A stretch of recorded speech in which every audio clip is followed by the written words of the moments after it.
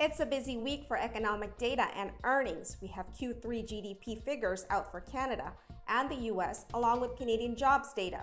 The big five Canadian banks also report earnings. On Thursday, real GDP growth in Q3 is expected to show a slowing economy.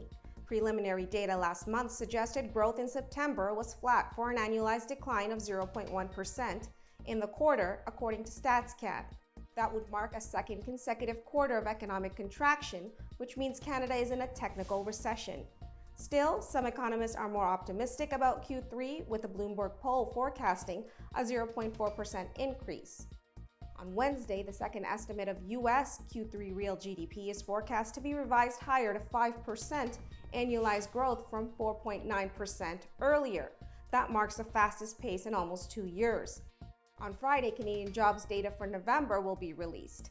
Last month, the unemployment rate rose to a 21-month high of 5.7%, the fourth monthly increase in the past 6 months.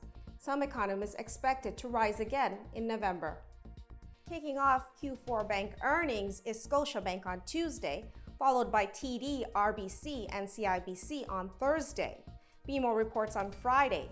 All are expected to report an annual decline in earnings per share.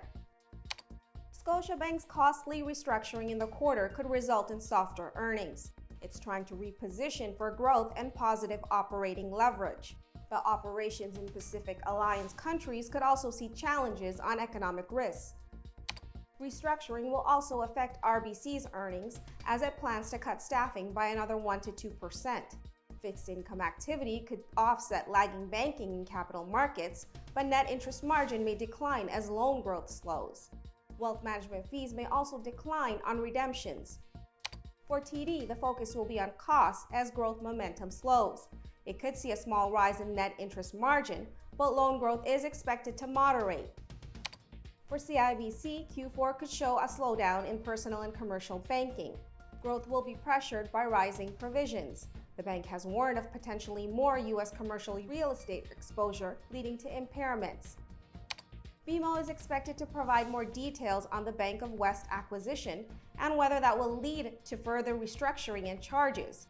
Interest income could be driven higher by a larger balance sheet as BMO expects stabilizing U.S. net interest margin to offset pressure in Canada. That's Advisor Lookahead for this week. For more news and information, check out globeadvisor.ca.